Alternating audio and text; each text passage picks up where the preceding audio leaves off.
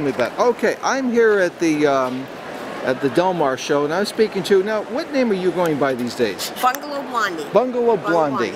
Now, you know, when I was looking at this dress, this reminds me of that stripper named Bettie Page. Stripper's not right there, but yes. Porn star? What was no, she? Bettie How would Page. you? What would you call her? Oh, he knows me.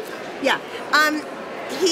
Bettie Page, I guess I would say, was on the cutting edge of maybe not strip. I would say erotic. Pornography. What's that? It was not pornography? No. Did she? I don't believe it did was. she dress with almost nothing on and provocative poses? She pushed the limits, but I don't believe. Well, for that day she was. Okay. For that day she was, but not now. Now she's quite tame. But this is when she was like all dressed up. Right. When she came to visit her parents, yes, who were very absolutely. religious. And this is a reproduction. So now where did you get this from that place in San Diego? Called the Bettie Page store. Yes, called the Bettie Page store in the gas lamp. Okay. Downtown San Diego. Now, what did you pay for? About $10,000 or so? Only about $125. About $125. Right. But it has everything about it is vintage because why don't you tell me some of the features?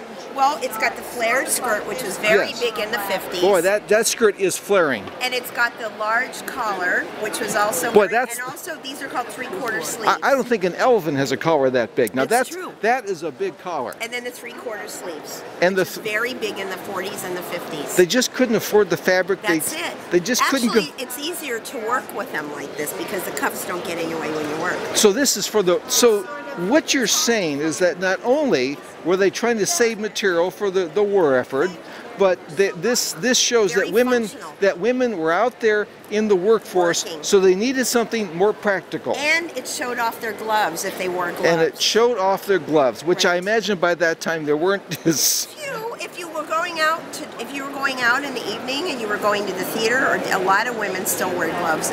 At the theater, yes, but. Not to work. Well, your mother was in the theater. And she was from New York. And she was from New York. So the biggest glove-wearing city in the whole world. Exactly, with the matching purse and the matching bag, and you never wore white shoes Yeah. after Labor Day. Labor Day. That's right. That was a sin.